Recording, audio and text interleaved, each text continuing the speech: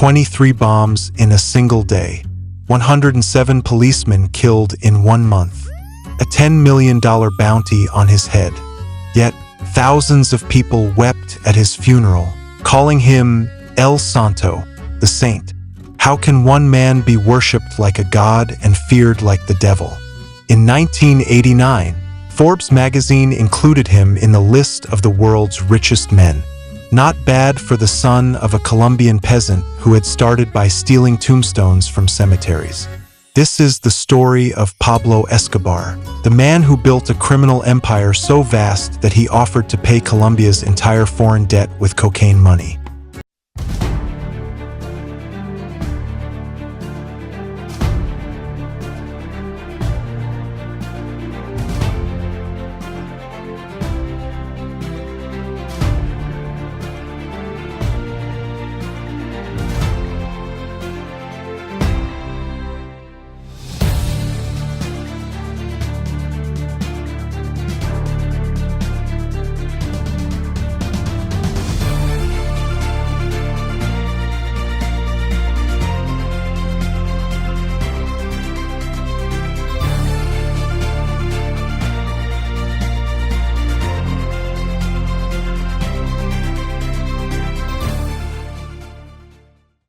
Medellin, Colombia, December 1993.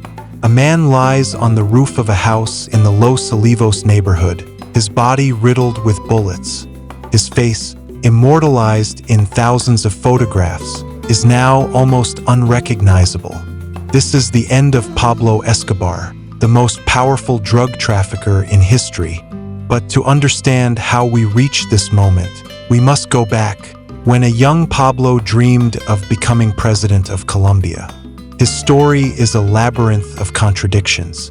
A man who built hospitals for the poor with drug money. A terrorist who called himself man of the people. A ruthless assassin who read fairy tales to his daughter every night. To understand Pablo Escobar, we must accept that good and evil can coexist in the same person, like two sides of the same blood-stained coin. The numbers of his empire are almost incomprehensible.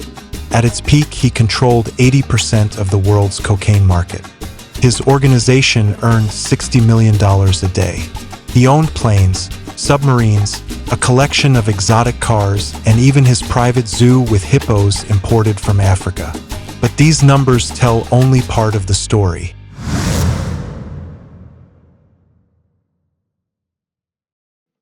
Rio Negro, 1949.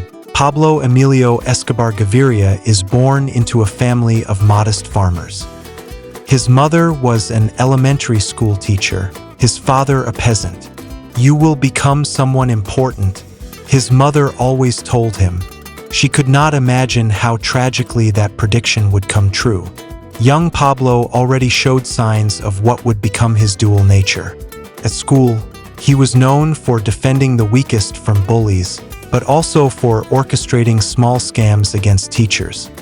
El Mago, they called him the magician for his ability to make things appear and disappear. During high school years, Pablo already showed the first signs of his future criminal empire. He organized a network of classmates who sold completed homework to other students. He had already understood the power of organization and delegation. "Never do what others can do for you" became his favorite motto at age 16. His first real criminal enterprise was with his cousin Gustavo Gaviria, who would become his right-hand man. Together, they began stealing cars in Medellin. Pablo handled the planning, Gustavo the execution.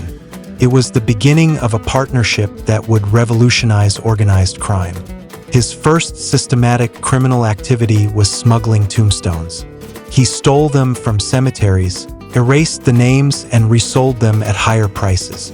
A macabre business that already showed his ability to see opportunities where others saw only death.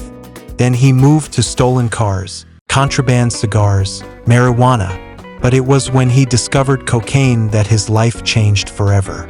In 1976, at only 27 years old, Escobar had already intuited the potential of cocaine trade to the United States. While other smugglers were content with small quantities, he thought big. He bought his first clandestine landing strip and began developing what would become the most sophisticated drug distribution network ever created. His methods were as innovative as they were ruthless. He created a fleet of planes for drug transport. He built laboratories in the jungle as large as small cities, with landing strips, worker dormitories, and state-of-the-art security systems.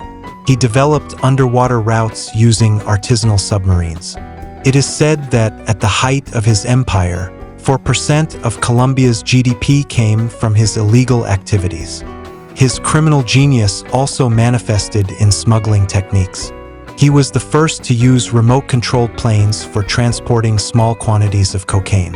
He developed an air courier system so complex that the DEA nicknamed it Air Escobar. His pilots earned up to $500,000 for flight, but the penalty for error was death. But Pablo Escobar didn't just want to be rich. He wanted to be loved. And he knew that the best way to win people's hearts was through their poverty. In Medellin, he began building what he called Barrios Pablo Escobar, Pablo Escobar's neighborhoods, public housing for families who had never had a roof over their heads, illuminated soccer fields where before there were only dumps, schools in neighborhoods where illiteracy was the norm. Escobar quickly understood the importance of public image. He bought several local newspapers and financed radio programs that portrayed him as a successful entrepreneur who had made his fortune in real estate. He even created a magazine, Medellin Civico, which published articles about his charitable works. His public relations strategy was as sophisticated as his criminal empire. His most ambitious project was Medellin Sin Tigurios, Medellin without slums. He built 1,000 houses for slum dwellers. These weren't simple dwellings. They had electricity, running water, toilets. For people who had lived their entire lives in mud, it was like receiving the keys to paradise. Each house had a plaque with his name, ensuring no one would forget whom to thank. Every Wednesday, he showed up in poor neighborhoods with bundles of banknotes. He distributed them personally, listening to stories of those in need. A woman couldn't afford medicine for her son? Pablo paid. An elderly man couldn't buy food? Pablo provided. El Patron took care of his own.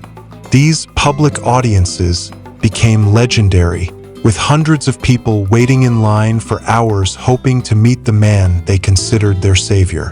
In 1982, this popularity took him all the way to the Colombian Congress. He was elected as an alternate member, despite his links to drug trafficking being an open secret. The image of Pablo Escobar in suit and tie walking through the corridors of power perfectly represents his ability to move between different worlds. But his political activity had a precise objective: modifying the extradition treaty with the United States. "I prefer a grave in Colombia to a cell in America," he often repeated, a phrase that would prove prophetic.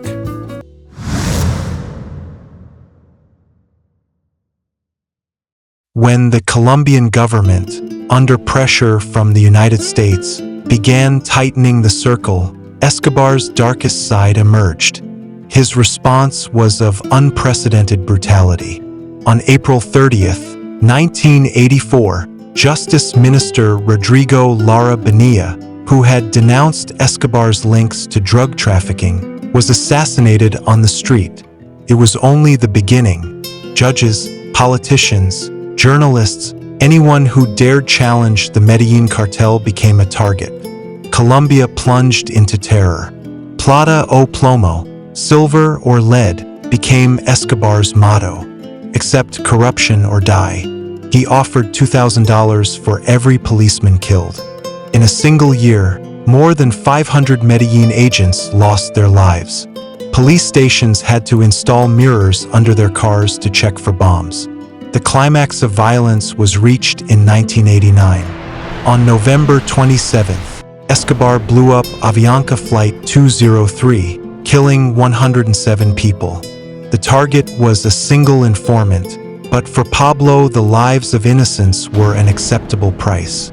That same year, a bomb exploded in front of the Administrative Security Department headquarters, killing 63 people and wounding more than 600. At the height of his power, the Medellin cartel earned astronomical figures: $60 million a day.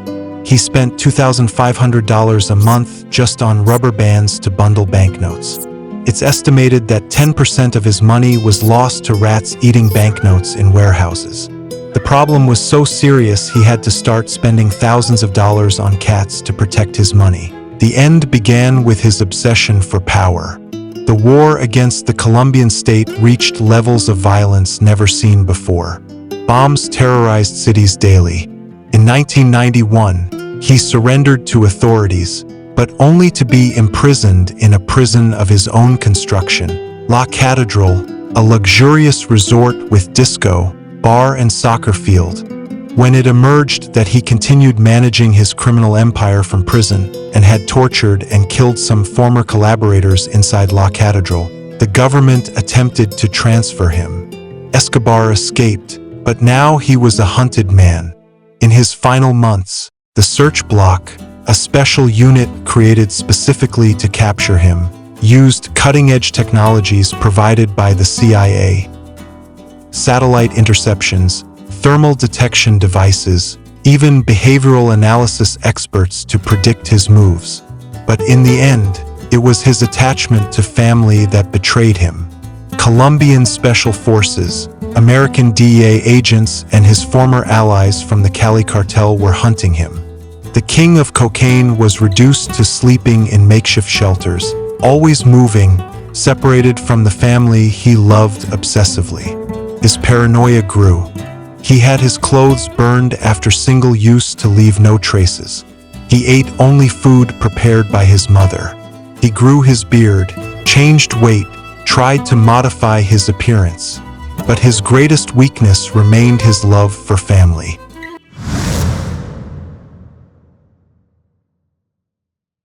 Today, Escobar's legacy lives on in contrasting ways.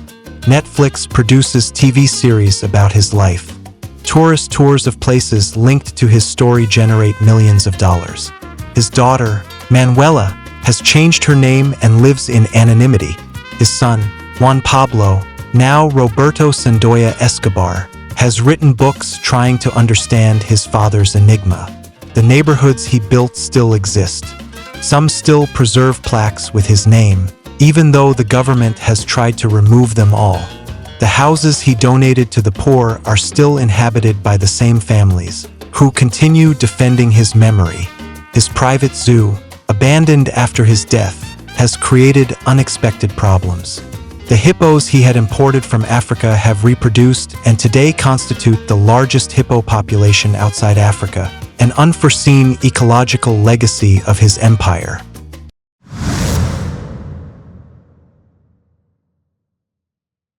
On December 2nd, 1993, one day after his 44th birthday, Pablo Escobar was located thanks to a phone call to his son. The last image of him is that of a man running barefoot on the roof of a house in the Los Olivos neighborhood of Medellin, the city that had loved and feared him. At his funeral, thousands of people from poor neighborhoods wept his death. For them, he was still the Robin Hood who had built houses and given hope. Women tore their hair in grief. Children carried signs reading Pablo, "Thank you for everything." For the families of his victims, however, justice had finally arrived. It's estimated that Escobar's empire caused at least 4,000 deaths. His wealth at the peak of power exceeded $30 billion. He built hundreds of houses for the poor and detonated dozens of bombs in public places. He deeply loved his family and ordered hundreds of murders. This is Pablo Escobar's true legacy, a man who will forever be remembered as saint and demon.